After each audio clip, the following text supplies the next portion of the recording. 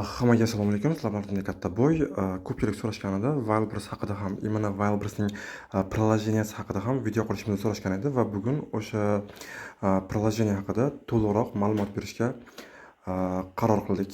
Demak, bizda Wildberries приложение ko'rinishi hozirgi paytda bunaqa. Bu для seller, ya'ni для sotuvchilar uchun va bu ikkinchisi для покупателей, ya'ni xaridorlar uchun.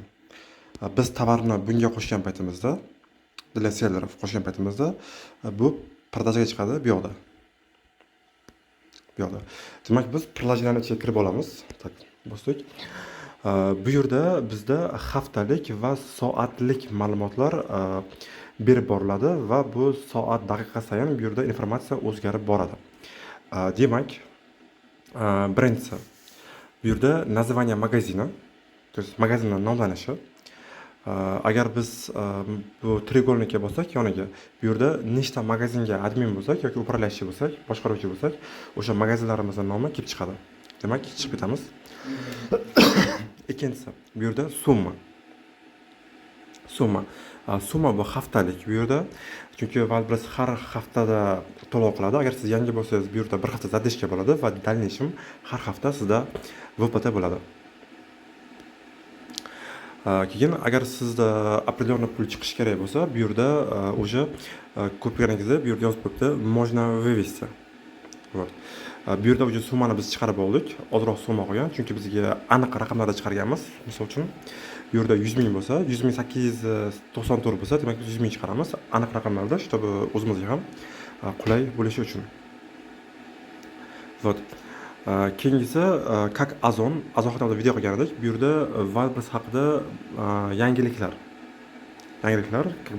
Wildberries kreditlari haqida, qanaqa novosti bo'lyapti, qanaqa aksiyalar bo'lyapti va Wildberries gazeta ham chiqqan hozir bu yerda podrobno o'qib olishingiz mumkin bo'ladi. Va bizda keyingi punktda juda ham qiziq. Siz asosiy o'zingizga kerak bo'lgan ma'lumotni mana shu razdelda olasiz. Ya'ni bu razdel продажа. Mana треугольник turibdi. O'sha треугольникka bosamiz. Mana bosdik. Bosgan paytimizda mana bu yerda полный отчет bor. Полный отчет. Bizda birinchisi haftalik отчет. Bu o'quvchimizni magazinni ochganiga hali 1 oy bo'lmadi. Hozir men ko'rsaman 1 oylikka. Mana ko'rib turganingizda 14-kuni bunda boshlangan продажасы. 14-kuni. To есть 14-martda bunda 1 oy bo'ladi.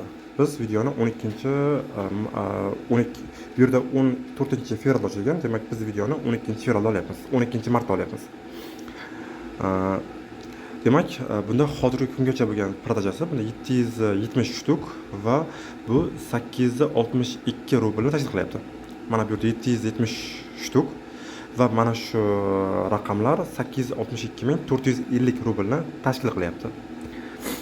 Bu yerda siz avvaldan sotayotgan bo'lsangiz, kvartalga qo'yib olishingiz mumkin. Misol uchun polgoda 6 oy, liba godga qo'yib olishingiz mumkin yoki bo'lmasam свой period, ya'ni o'zingizning vaqtingizni mana bu yerda qo'yib olishingiz mumkin. Qancha vaqtda отчетini ko'rmoqchi bo'lsangiz. Вот.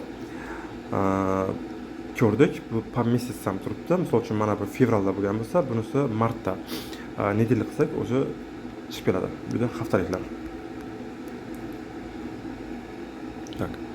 Nedeliga olamiz. Nedeliga oldik, yoki oyga oldik. Mana oylik отчет bu yerda. Mana bu hammasi zelyoniy bu, to есть, ya'ni kundan kunga продажа o'sib boryapti.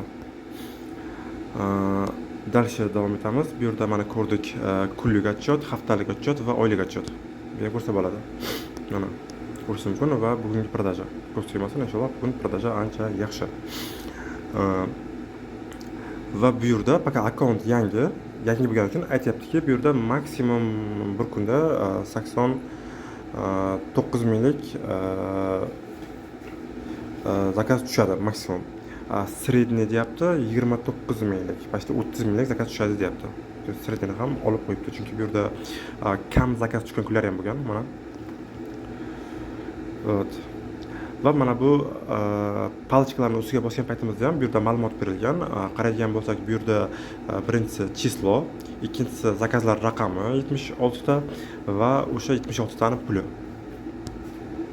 qancha bo'lganligi. Bu tushunarli. Demak, biz orqaga qaytamiz. Bu yerda воронка продажа ham bor ekan. Воронка продажа haqida juda ham qiziq ma'lumot. Просто kommentariyaga yozib qo'ying воронка продажа. Agar 5 ta odam kommentariyaga воронка продажа deb yozib qo'ysa, воронка продажа haqida ham подробнее ma'lumot berib o'taman. Demak, biz orqaga qaytamiz. Qaytganda buni ko'rdik. Ko'rganimizda bu yerda mana bu svetli yonib turgan rang, to'g'rimi? Mana bu yerda ten turibdi. Takoy ten kim ko'rayotgan bo'lsa, mana shu berilgan. Mana bu ten bu o'tgan haftada bo'lgan zakaz.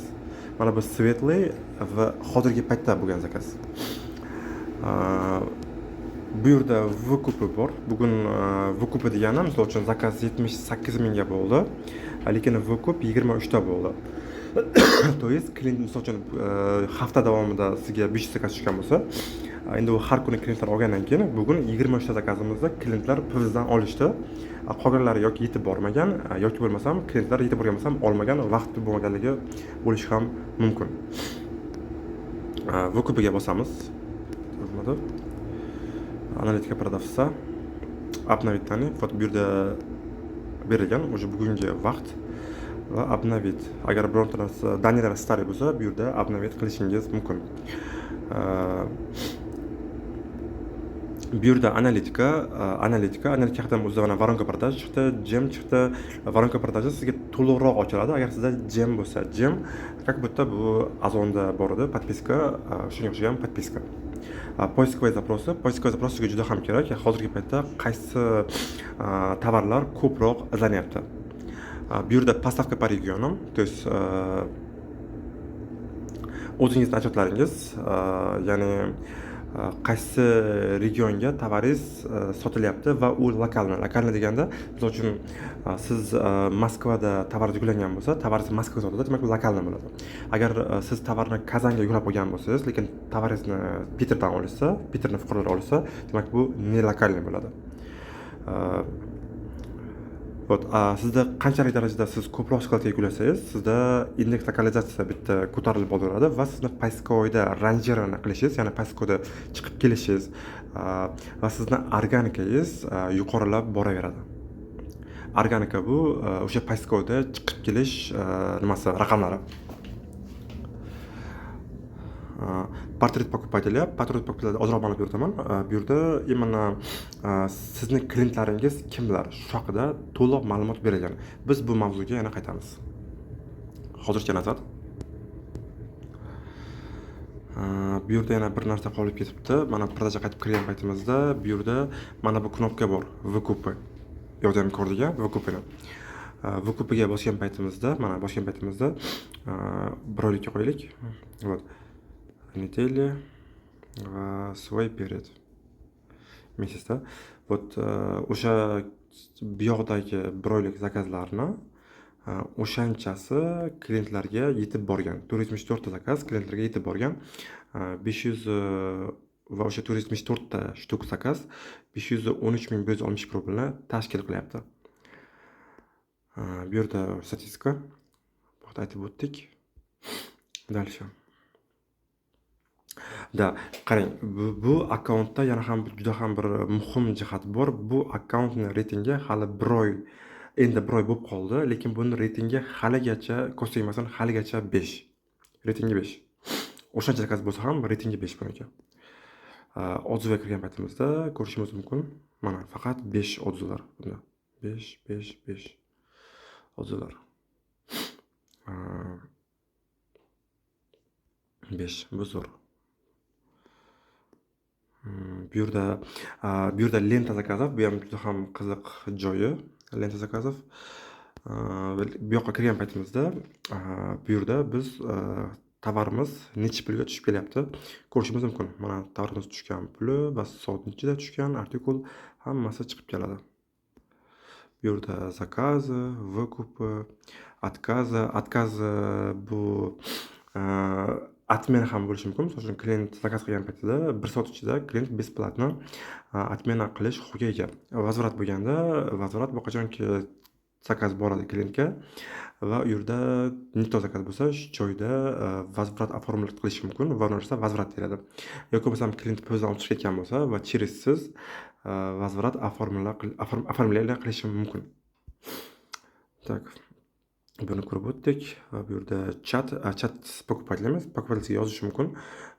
Bu yerda ikki xil varianti bor. Agar sizda gem bo'lsa, bu yerda бесплатно переписка bo'ladi. Va keyingi razdel bizda bu покупатель edi va keyingi razdel bizda возвраты. Ko'rib chiqamiz. Возвраты. Вот ko'rib turganingizdek bizda возвраты yo'q, 0. Вот все отзывы, вот eng qizig'iga keldik. Mana все отзывы. Отзывыga o'zi javob berib bo'lganman. Bu yerga mana arxivga kiramiz. Arxiv. Ko'rib turganingizdek 118 ta otziv kelgan, hali bir oy bo'lmagan akkauntga. Eng muhimi bu yerda reyting haligacha 5. Qanday qilib reytingni 5 qilib ushlab turish kerakmi? Kommentariyaga yozsangiz 5 qilib, demak, keyingi video именно o'sha akkauntni 5 reytingda ushlab turish haqida bo'ladi. Biz davom etamiz. Pastavka. Agar siz pastavka olgan bo'lsangiz, pastavka bu FBO. FBO bu yerda pastavka yoki bo'lmasam FBW qilib bu yerda belgilangan. FBO bu fulfillment by Ozon bo'lsa, FBW bu fulfillment by Wildberries bo'ladi. Lekin bu yerning o'zini sistemasida bu pastavka deb nomlanadi. Keyingi nimasi ham bor? Bu pastavka. Пока bizda kirib chiqsak, pastavkalar уже berib bo'lingan, mana berib bo'lingan. Keyingi bo'lim dars uzoq kirmaymiz, chunki bu haqida keyin video qilib o'tamiz. Ketdik. Tak, yo'qda bo'pti. Marketplace bizda yo'q. Marketplace chunki biz faqat через FBO ishlaymiz. Shuning uchun bizda marketplace yo'q. Marketplace bu nima? Marketplace bu FBase. Ya'ni o'sha FBase'ni Wildberries o'zini nimasi bilan marketplace nomlagan. Marketplace bu FBase. Если что. Va keyingi bo'limda siz novosti bo'limini ko'rishingiz mumkin. Bu ham juda ham muhim bo'limlardan biri. Hatto siz bu yerdan ma'lumot olasiz. Qanaqa yangilik bo'lyapti, qanaqa o'zgarishlar bo'lyapti, nima narx ko'tarilyapti, qaysi sklad yopildi, qaysi skladda qabul bugun bor, ertaga yo'q, qaysi skladda bugun arzon, ertaga qimmat. Yoki bo'lmasam proaksiyalar haqida juda ham ko'p novostilarni, yangiliklarni mana shu yerdan olishingiz mumkin bo'ladi. Bizda hozircha shular. Agar savollaringiz bo'lsa, albatta kommentariyada qoldirsangiz, chunki bundan keyingi videolarimiz sizning savollaringizdan kelib chiqqan holatda bo'lsa, bu hammaga birdek foydali bo'ladi deb umid qilamiz. Hammaga rahmat, sizlar bilan katta boy bo'ldi. Sog' bo'ling, salomat bo'ling.